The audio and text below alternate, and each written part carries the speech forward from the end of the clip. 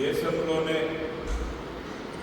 అభివృద్ధి సంక్షేమం అంటే చంద్రబాబు నాయుడు గుర్తొచ్చే విధంగా పరిపాలన చేసిన నాయకుడిని విమర్శించడము వాళ్ళ స్థాయికి తగదు.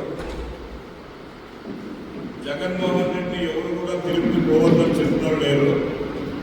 చంద్రబాబు నాయుడు జగన్మోహన్ రెడ్డి తిరిగి పోకున్నట్టు అడ్డుకున్నారని మాట్లాడడము వాళ్ళ మూర్ఖత్వానికి నేను వైఎస్ఆర్ కాంగ్రెస్ పార్టీ నాయకులు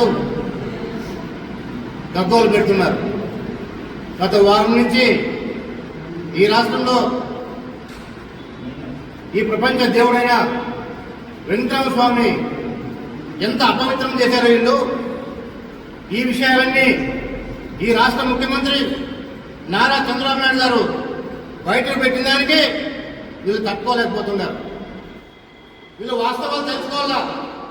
చంద్రబాబు నాయుడు ఆయన సొంతంగా చెప్పలే, అది గుజరాత్కి పంపించి అక్కడ చెక్ చేసిన తర్వాత అన్ని రిపోర్ట్లు వచ్చిన తర్వాత తిరుపతి లడ్డూలో జంతువులు నెయ్యి కలిసిందని చెప్పని చంద్రబాబు నాయుడు గారు ఆ రోజు మీడియాకు చెప్పడం జరిగింది.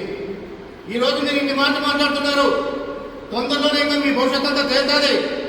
తిరుపతి లడ్డులో మీరు కొవ్వు పదార్థాలు కలిపారో లేదో ఇంకా వాస్తవాలన్నీ కూడా బయటకు వస్తాయి. సిట్ వేశారు, సిట్లో వాస్తవాలు తెలుస్తాయి. ఆ రోజు మీ చరిత్ర అంతా గడ్డి పడుతుంది.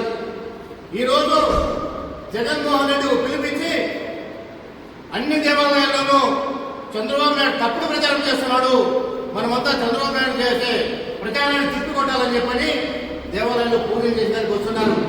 ఈరోజు ఈ నాయకులందరూ చెప్తున్నాం మేము, మీరు గుర్తుపెట్టుకోండి. 100 రోజుల పరిపాలన ఏ విధంగా సాగిందో గుర్తుపెట్టుకోవాల్సిందిగా మీకు తెలియజేస్తున్నారు. ఉమామహేశ్వరరావు మాట్లాడుతున్నాడు, 100 రోజుల పరిపాలన చాలా అధ్వానంగా ఉందని. నీకు బుద్ధి అని చెప్పి నేను అడుగుతున్నా. నువ్వు ఆ రోజు ఈ పార్టీలో పనిచేశావు.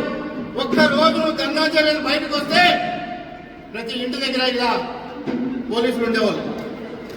ఏ ధర్నా కార్యక్రమం ఉన్నా ప్రతి ఇంటి దగ్గర పోలీసులు ఉండేవాళ్ళు.